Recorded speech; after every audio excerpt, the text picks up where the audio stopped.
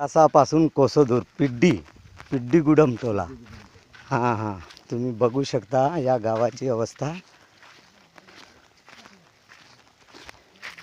या गावात अजूनही 70 वर्षाच्या नंतर रस्ता नाही. हा भाई,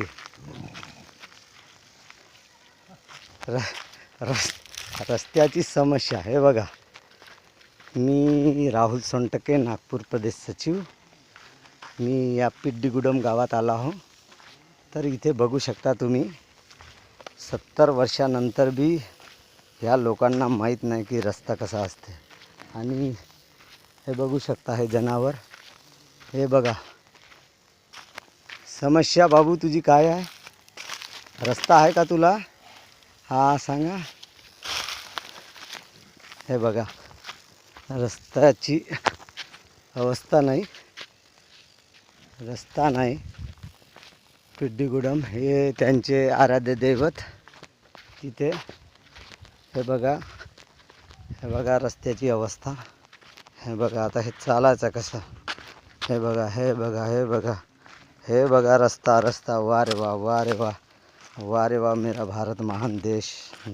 मोदी जी धन्यवाद.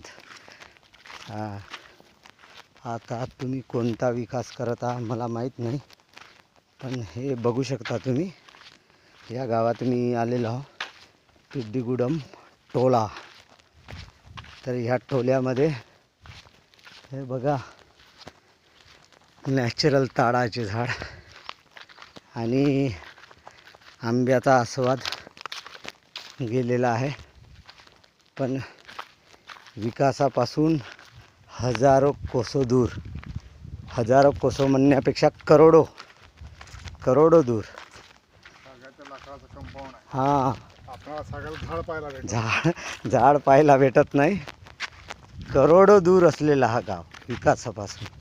आता सरकार हे कोणता विकास करत आहे हे समजत नाही. हे बघा, हे बघा इथला विस्तार. अजूनपर्यंत साधा खडीकरणसुद्धा या रस्त्याला नाही. तर तुम्ही आता समजू शकता.